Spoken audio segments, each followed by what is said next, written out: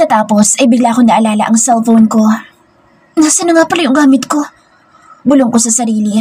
Kahit hirap ay bumaba ako sa kama. Inaalala ko kung saan ko iyon nailapag noong umuwi kami rito, pero ang naalala ko'y nabitawan ko iyon noong nagmamadali si Michael na ang kinina ko. Sinubukan kong libutin ang buong silid ko, ngunit hindi ko nakita ang gamit ko. Maging doon sa walk-in closet at sa mga drawers ay wala, kahit yung mismong bag na dala ko. Tinungo ko ang pintuan at nagimbal ako nang mapagtantong nakalak iyon. "Open the stop door!"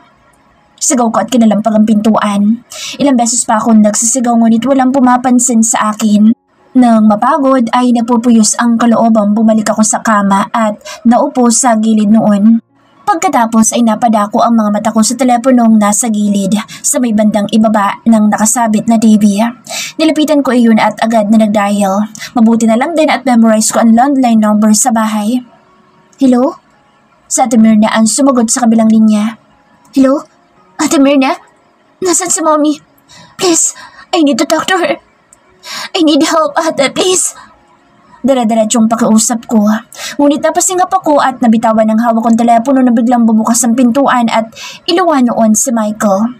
Naniningkit ang mga mata nito at bumaba ang tingin sa telepono na nasa sahig na ngayon. "What are you doing?" Kunot nung tanong niya. "I want to talk to my mom." Galit kong tugon at pinindot ang telepono. "Ma'am, nandyan pa po ba kayo?" Tanong ni Myrna. "Yes, tawagan mo na si Mommy ngayon na at..." Nabitin sa ere ang sasabihin ko nang agawin ni Michael ang telepono mula sa akin. Pagkatapos ay hinila niya ang wire noon kaya natanggal sa pagkakakabit at binuhat iyon ng buo at inihagis sa dingding kaya nagkabasag-basag iyon. Natulala na lang ako habang tinitingnan ang nagkanda durug-durug na telepono. "Ako ba talaga'y ginagalit mo ng husto, Claudine? Hindi ka pa ba talaga titigil sa pang-uubos ng pasensya ko?" Pabulyaw niyang tanong pero matapang ko siyang hinarap. "At ano namang masama kung kausapin ko ang mommy ko? Bakit? Natatakot ka bang malaman nila ang lahat ng kademonyong ginagawa mo sa akin?" Sumbat ko sa kanya. Mataas na rin ang boses ko at ayoko magpapatalo sa kanya. "You want to talk to them? Go! Talk to them and we shall see what's going to happen next." May pambabantang saad niya. Ang mga tingin niya ay nanghahamon at naghahatid ng kakaibang takot sa puso ko. "Gusto ko lang makausap ang mommy ko o kahit na mga kaibigan ko." Bumiyok na ang boses ko at tuluyan na naman akong naiyak. "Bakit? Kasi hindi ka sanay na hindi ikaw nasusunod sa lahat ng bagay? Hindi ka sanay na hindi mo nagagawa ang lahat ng gusto mo? Pues, may asawa ka na ngayon, kaya may limitasyon na lahat ng pwede mong gawin." Anya, ni wala man lang ako makapang anumang emosyon sa pagsasalita niya. Wala yata talagang puso at kaluluwa ang taong ito. Ngunit hindi na ako sumagot pa at tulalang naupo sa sofa. Wala nang hikbing namumutawi sa bibig ko pero patuloy lang ang pagbuhos ng mga luha ko. I suddenly miss my brothers too. Maging sila ay walang nagawa nang sabihin ni Daddy na ipapakasal niya ako kay Michael. And in order to save the university, I became the sacrificial lamb. At ngayon nga ay isa lamang akong parausan at laruan ng isang demonyo. "Kumain na tayo. Nakahanda na ang dinner." Maya-maya ay narinig ko siyang muling magsalita pero hindi ako gumalaw sa kinauupan. Masamang-masama ang loob ko at masyado nang magulo ang utak ko. Bigla ay nanumbalik sa akin ang huling pag-uusap namin ni Johan. I would never forget the intense pain in his eyes when I told him that I am sold to Michael de la Merced. Sinubukan namin tumakas at magpakalayo-layo sa lahat pero nabigo kami.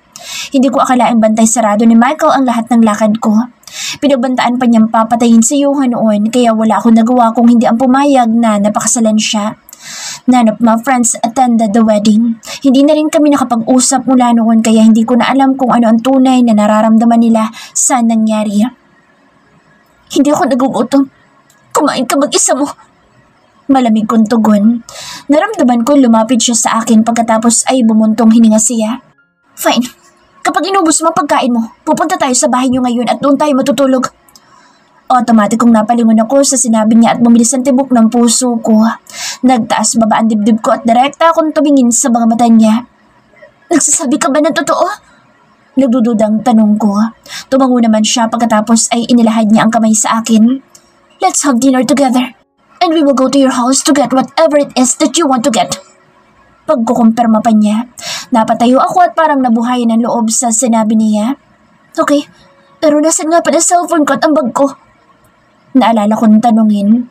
Hinawakan niya ang kamay ko at hinila na akong palabas ng silida. Ibabalik ko sa'yo mamaya pagkatapos natin kumain. Sabi lang niya at nagpatuloy na kami sa paglalakad hanggang sa makababa ng malaking hagdanan. Surprisingly, naging magana ang pagkain ko at may mumunting excitement akong nararamdaman. Halos 1 linggo na akong nakakulong dito kaya excited na akong muling makalabas. Pagkakatiwalaan kita, Claudine. Pero kapag sinubukan mong muli akong takasan o gumawa ng kalokohan, sinasabi ko sa iyo, hindi ako magdadalawang isip na parusahan ka. Obey me, and you will be rewarded. Defy me, and you will be punished accordingly. Kaya huwag mo sasirain ang tiwala ko. May pagbabanta na sabi niya nang matapos na kami mag-dinner. Napulunok na lang ako pero hindi ko siya tinugon agad. Pero gusto ko talagang malaman kung bakit niya ito ginagawa. Bakit ba ang laki-laki ng galit mo sa akin? Bakit mo ba ako pinahihirapan? Pinakasalan mo lang ba ako para pagdusahin? May sira ba ang utak mo? Hindi ko na napigilang pagsumbat na may tanong ang mga iyon sa kanya. Umiba na naman ang timpla niya at nagdilim ang mukha niya. Subalit gusto ko talagang malaman kung ano ba talaga ang problema niya sa akin at bakit ganito na lang niya akong saktan. Nasasaktan ka dahil matigas ang ulo mo at ayaw mong sumunod.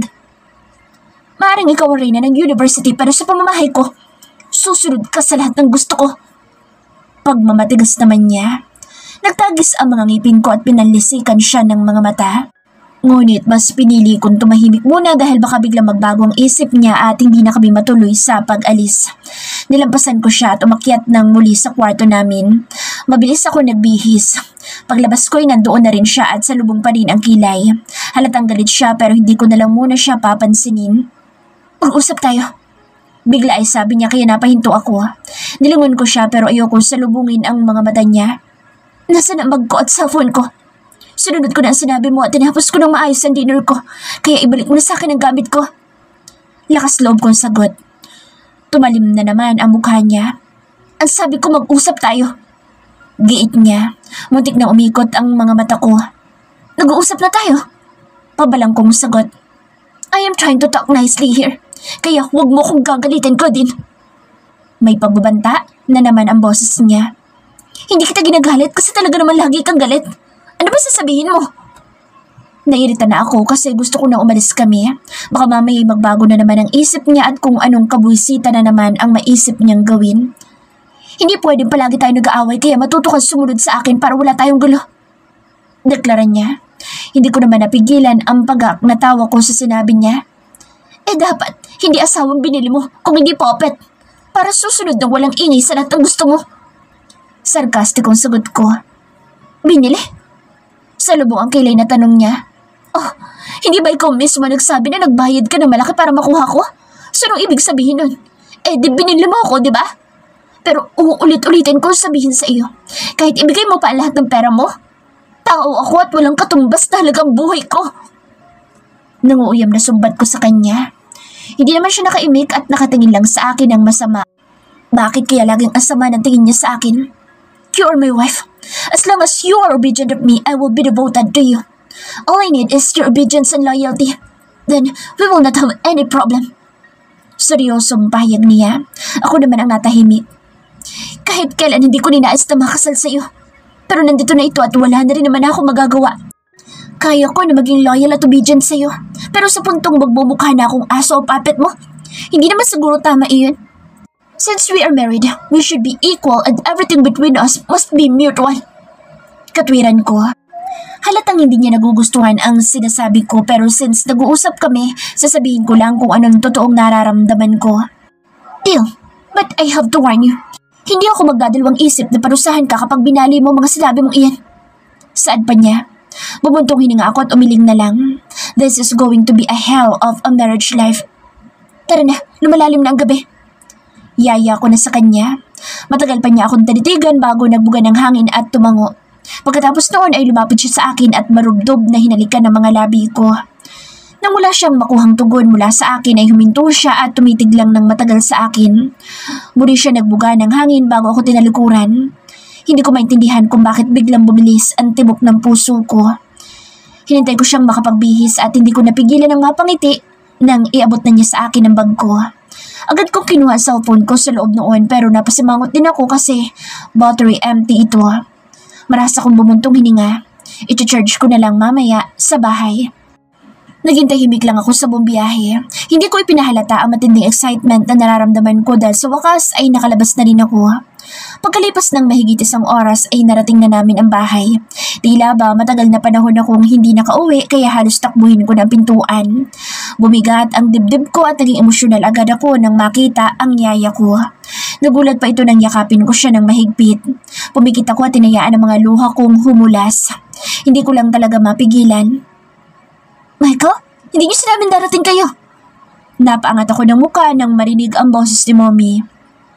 Mabilis ako lumapit sa kanya at maging siya'y nagulat na bigla ko siyang yakapin. Kahit anong pigil ko ay kusang lumabas ang mga hikbi ko. Biglang nanumbalik sa akin na lahat ng ginawa ni Michael kaya naiiyak lang talaga ako. Oh, bakit? Bigla yatang naging malambing ang bunso ko. Natatawang komento naman ni Mommy. Good evening, Mommy. Nahumsik yata si Claudine kaya biglang nagayang umuwi dito. Narinig ko namang saad ni Michael. Tumalim ang mga mata ko pero hindi ako nagbago ng pwesto. Ganun ba? Naku, pagpasensyahan mo na itong anak ko. Sa edad niyang ito kasi kasama niya lang kami lagi sa bahay. Kaya siguro namimiss na niya kami agad. Sagot naman ni Mommy. Pagkatapos noon ay nagpaalam ako magtutungo sa kwarto ko. Agad ko isinaksak ang cellphone ko. Hinintay ko magkaroon iyon ng laman at kusang mag-on. Ngunit nadismaya ako na wala man lang ako natanggap na anumang missed calls or chats mula sa mga kaibigan ko. Are they still angry of me? Na magkaroon na ng sapat na battery para makatawag ang cellphone ko, tinawagan ko agad si Stella. Matagal bago niya sinagot ang tawag ko kaya labis akong nagtataka. Hello? Naalala mo pa palang may kaibigan ka? Sarkastikong salubong nito agad sa akin. Stella, kumusta? Kumusta kayo? I am very sorry. Kinulong niya ako sa bahay niya at itinago niya sa cellphone ko kaya hindi ko kayo na-contact. Mabilisan kong paliwanag. Narinig ko ang panuluyan niya sa kabilang linya. Well, congratulations! I heard that the ribbon cutting and opening ceremony of the university's hospital will be on Sunday. Claudine, you betrayed us all when you get married, that asshole. Galit na sumbat nito agad sa akin. Agad namang kumirot ang dibdib ko sa sinabi niya. Stella, alam mo pinilit lang ako ng daddy ko magpakasal to save your company. Right, mas pinili niyo ang tulong niya kaysa ang tulong namin mga kaibigan mo. Sa bagay, ano nga ba naman laban namin sa kayamanan ng Michael de la Merced na iyan? Puno pa rin ng sarkasmo ang pananalita niya kaya lalong nabagabag ang loob ko. Stella, please. Sobrang miserable na ang buhay ko. Kailangan ko ng kausap. Kailangan ko kayo, so please. Huwag naman sanang ganito. Umiiyak ng saad ko. Masakit sa akin dahil ngayon lang ako pinagsalitaan at kinausap ng ganito ni Stella. Well, Mariela is facing $1 billion worth of lawsuit now. Baron was demoted and transferred to a small branch. Si Gabi ay nagtatago dahil may isang malaking transaction din siyang pumalpak. Habang ako ay nakademanda din dahil sa aksidenteng nangyari sa site. So, you see, no one is doing fine. Pagbibigay alam niya sa akin. Imbes na gumaan ang loob ko na nakausap ko siya ay lalo lang tuloy sumama ang pakiramdam ko. Paano nangyari iyon? Sa loob lamang na 1 linggo nagkaganito na tayo lahat? Did we do something bad in the past that we're paying for it now? I frustratedly carried. Nag-aalala din ako sa mga kaibigan ko. They seem to be as depressed as I am now. Hindi ko rin alam. Pero nagsimula ang kabalasan kay Denzo at nagkasunod-sunod na tayo. Maybe someone was cursing us. Masama din ang loob na pahayag niya. Stella, si Johan nga pala kumusta? Hindi ko naiwasang itanong. Well, I heard nagkakaproblema na ang restaurant niya dahil madalas daw siyang wala at halos hindi na ito naasikaso. Halata ang bigat sa tono niya nang banggitin iyon. Lalo lang tuloy sumakit ang dibdib ko at nasapok ko ang ulo ko. Nang muli akong bumaba sa sala ay napag-alaman kong nasa garden daw sina Mommy at Daddy kausap si Michael. Kaya bumalik na lamang ako sa kwarto ko dahil ayoko siyang makita muna. Tinawagan ko si Johan. Ilang ring lang ay sinagot na niya ito kaya napangiti ako. Claudine? Babe, I miss you so much. Salubong nito agad sa akin kaya napapikit ako. Kumirot na naman ang puso ko at nanubig ang mga mata ko.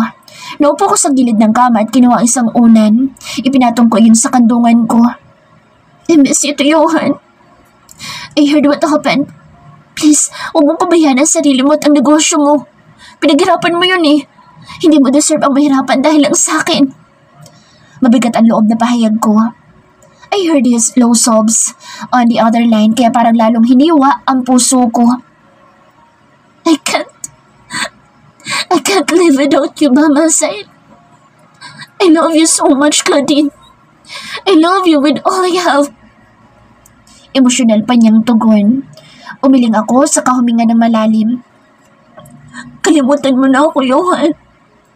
There's no way that we can go back to where we were before. Miserable din ang buhay ko ngayon sa piling ng isang demonyo pero sana kahit isa man lang sa atin na maging masaya kasi no, Claudine, I can't move on from you. I don't want to. Pagmamatigas niya, halos pumiyok na ang boses niya dahil nga umiiyak siya. Johan, please. Sobrang hirap na ng pinagdadaanan ko. Pero lalo lang ako nasasaktan kapag nababalitaan kong nahihirapan ka rin. Lagi kong iniisip na sa bawat pagdurusa ko, sana'y kaligayahan naman ang balik sa'yo. Deserve mong maging masaya dahil mabuting tao ka. Siguro ba hindi ako in love sa'yo pero mahal kita. Mahalaga ka sa akin kaya please, huwag mo sayangin ang buhay mo sa akin. Pilit kong katwiran sa kanya. Kanina ko pa maring pinagdidikit ang mga labi ko para pigilan ang maiyak ng malakas. Ayoko nang dagdagan ang iniisip niya at mas gusto ko na lang na mag-move on siya sa buhay niya. At sana isang araw mahanap na niya yung babaeng karapat-dapat talaga sa kanya.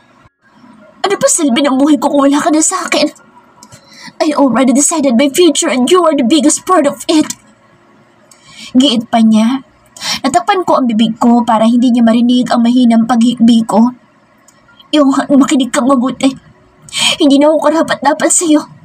You deserve someone better. Yung babaeng buong-buo at sa'yo lang talaga. Please, do me this favor.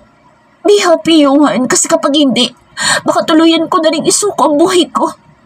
Please, help me survive this catastrophe by watching you succeed and be happy in this life.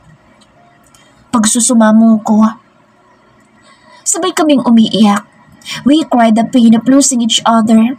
We cried because of the misery that we have at this moment. Kahit tapos na ang tawag ay nakatulala lang ako. Ilang beses na ako lumunok pero walang silbi dahil hindi man lang nabawasan ang kirot ng dibdib ko. Bahagya pa ako napaiktad nang bumukas ang pintuan ng silid ko. Nakalimutan ko palang ilak iyon. Mabilis kong pinahid ang mga luha ko na makita ko kung sinong pumasok. Your room is beautiful. I like it. Narinig kong komento ni Michael. Bumuntong hininga na lang ako. Matutulog na ako. Sabi ko lang at nahiga na. I will take my shower first. Sabi niya pero hindi na ako sumagot pa. Ipinikit ko na ang mga mata ko at tinayaan ko na lamang siya. Nang makatapos na siya magbihis ay nakapikit lang ako. Nakakainis dahil hindi man lang ako makatulog. Nang lumubog ang kama ay nanlamig ako. Lalo na nang maramdaman kong yumakap siya sa akin. Tumiim ang bagang ko at bumangon ang galit sa dibdib ko. Naiirita ako na dumidikit siya sa akin ng ganito. Pasimple akong umusog at sinubukan kumawala sa kanya pero lalo pang humigpit ang yakap niya. Ang sarap magmura ha? Stay still or I will do you here. Babala niya. Napalunok ako at biglang napadilat. Kumuyom ang mga kamao ko at kulang na lang ay kagatin ko na ang dila ko para lang pigilan ang sarili na pagsisigawan siya. Tiniis ko na lamang ang pwesto naming iyon at sinubukang matulog. Kinaumagahan ay mag-isa na lamang ako sa kama ngunit bago pa ako makabangon ng tuluyan ay bumukas ang pintuan ng kwarto ko. Napangiti ako nang pumasok si Ate Mirna. Ate, nabili mo na ba yung pinabibili ko? Saka nasan si Michael? Mabilisan kong tanong. Tumango naman siya agad sa akin at inilabas ang dala niyang paper bag. Naririto po, ma'am. Abuti na lamang po't walang nakakita habang dala ko iyan. Ang asawa niyo po ay naroon na sa dining area kasama mom at daddy niyo. Pinapatawag na nga po kayo. Pagbibigay alam pa niya sa akin pagkatapos iabot ang dala niya. Pahingi ng tubig, ate, please. Bumaba ako ng kama at nagtungo sa banyo. Nagilamos ako saka nagmumug bago muling lumabas. Uminom ako ng isa sa mga pills na pinabili ko at saka itinago ang paper bag sa trolley na iuuwi ko sa bahay ni Michael. Para sa akin, bahay lang niya iyon. Kailanman ay hindi ko ituturing iyon na tahanan ko rin. Makukuha niya ang katawan ko pero kahit kailan hindi niya makukuha ang pagtugon ko. Dama ko rin ang galit para sa daddy ko at maging sa mommy ko. Minamanipula nila ang buhay ko kaya ngayon ay miserable ako. Nang marating ko ang dining room ay walang imik akong naupo. Hindi ako bumati sa kahit na sino mang naroroon. Hindi ko rin sila tinapunan man lang ng tingin pero alam kong nakatitig sa akin si Michael. Anak, I heard what happened to your friends. Lalo na sa Mariela. Ano ba talaga naging problema?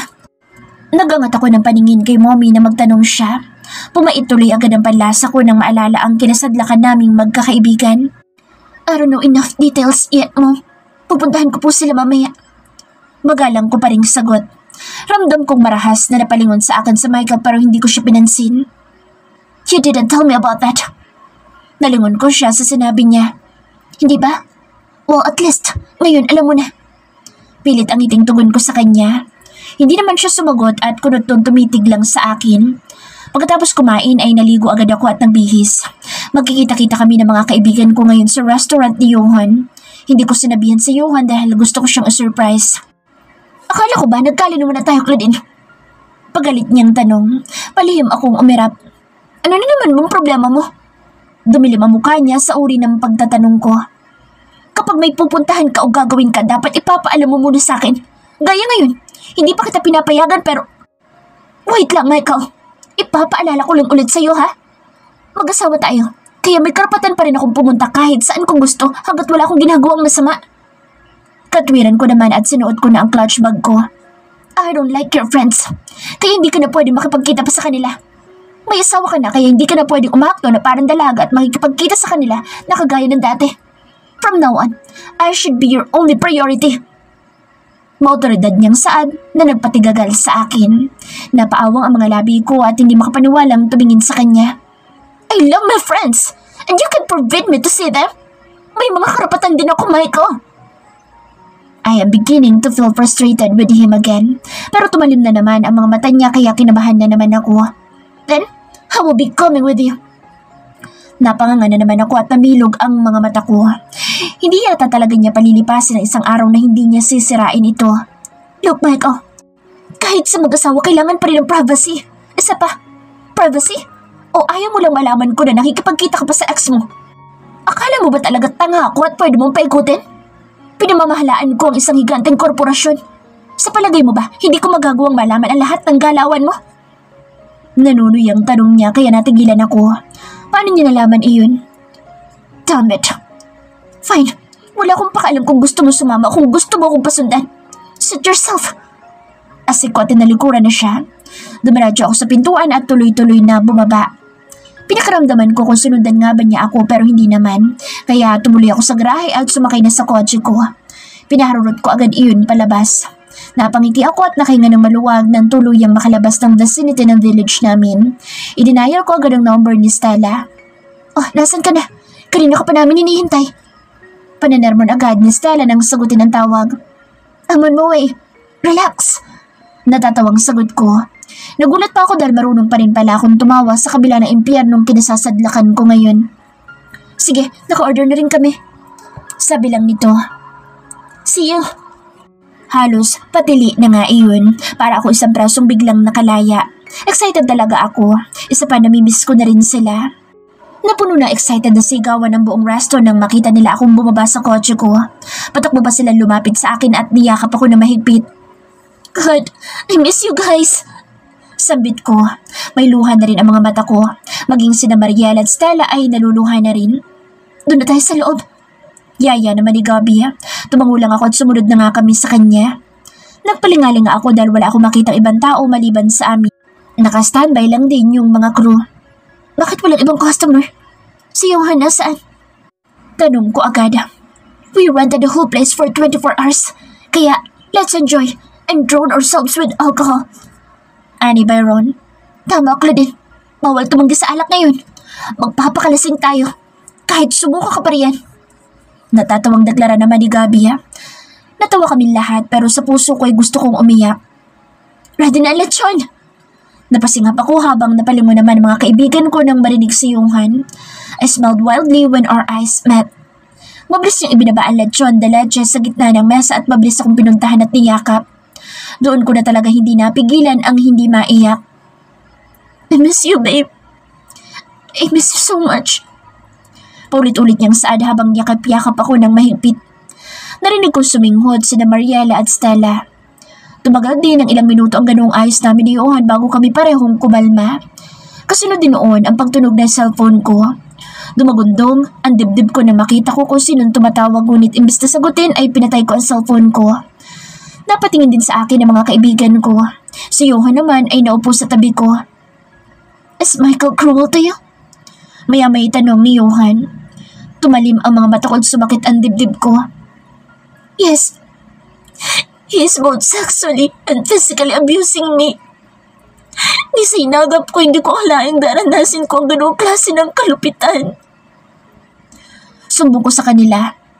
Sabay na suminghap sina Stella at Mariela habang magkakasunod namang nagmura sina Gobi at Byron. Johan was obviously angry. Ano sabi ng mga magulang mo? Besides, pwede mo siyang idemanda ng vacancy. Tama lang pala ang desisyon naming hindi mag-attend ang kasal mo. We were so mad at you that time. Pag-amin ni Mariela. He blackmailed me kaya napilitan akong pumahig na magpakasal sa kanya. Ang sabi niya papatayin niya si Johan at pababagsakin ang negosyo nito. I would never want that to happen. Muli silang nabigla sa ipinagtapat ko. Kaya sinakripisyo mo ang sarili mo? Mas mabuti pang pinatay na lang niya ako kaysa nahihirapan ka ngayon. Sina tito at tita, wala man lang bang sinabi tungkol dito? Galit na usisa ni Johan. Umiling naman ako. They do not know. Guys, Michael is a devil.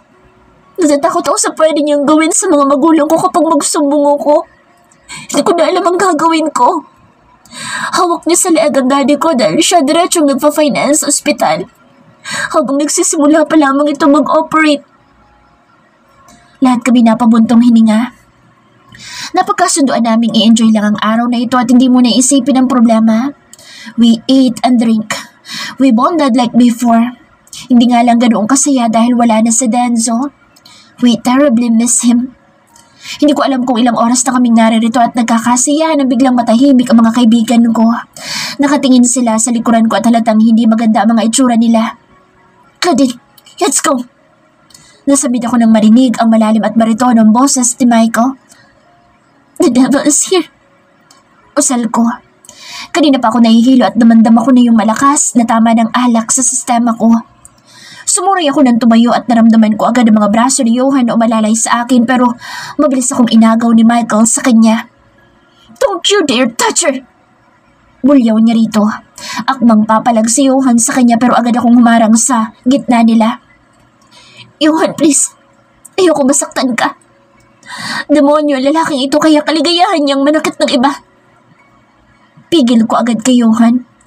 Sa gilid ng mga mata ko'y napansin ko ang pagkuyom ng mga kamao ni Michael pero binaliwala ko iyon. Let's go. Narinig ko pagyaya niya ulit sa akin. Bye guys. I will be back to my hell life now. Sarkastikong pahayag ko na magpaalam. Humigpit naman ang pagkakahawak ni Michael sa kamay ko. Ngunit nagulat ako na biglang tumayo si Gobi at sugurin ng suntok si Michael. Napatili ako dahil sunundan din iyon ni Johan ng suntok ngunit nakailag si Michael at mabilis na nakabawi. Kinantihan niya ng suntok si Gobi sa muka. Mas malakas ang tali namin dahil walang malay na bumagsak sa sahig si Gobi. Noong susugurin na ni Michael si Johan na ngayon ay hawak na ng mga bodyguards ni Michael, ay hinawakan ko ang kamay niya. Please don't hurt him, please. Pagmamakaawa ko, natulala na lamang ang mga kaibigan ko habang dinadaluhan naman ni Byron si Gabi na dumudugo na ang ilong ngayon. Damn it! Malakas na sigaw ni Michael at tinila na akong palabas ng restaurant na iyon. Tinatawag pa ni Johan ang pangalan ko pero dara-diretso lang ang mabilis na paglalakad ni Michael habang hila-hila ako. Ang buong akala ko ay babalik kami sa bahay pero sa bahay niya kami tumuloy. Mula sa biyahe hanggang makauwi kami hindi niya binibitawan ang kamay ko. Sigurado mag-iiwan iyon ng marka sa higpit ng pagkakahawak niya. Kaya ayaw mong samahan kita dahil gusto mong makipaglandian sa ex mo? Bakit? Kulang pa ba ako, ha? Mas magaling ba siya sa kama? Kaya hindi ka makontento sa akin? Bulyaw niya sa akin. Nagpanting naman ang tenga ko at sinampar siya ng malakas. Hindi ako malandi. At hindi ako nakikipaglandian. Ikaw ang sumira ng relasyon namin dahil pinilit mo akong magpakasal sa'yo. Ikaw ang agaw at hindi si Johan. Ganting sigaw ko. Lalo namang nagdilim ang mukha niya at hinaklit ang braso ko. Mula umpisa pa lang, akin ka na. Akin ka lang. Asik niya at sinunggaban ng halik ang mga labi ko. Buong lakas akong nagbumiglas pero binuhat niya ako at dinala sa kama.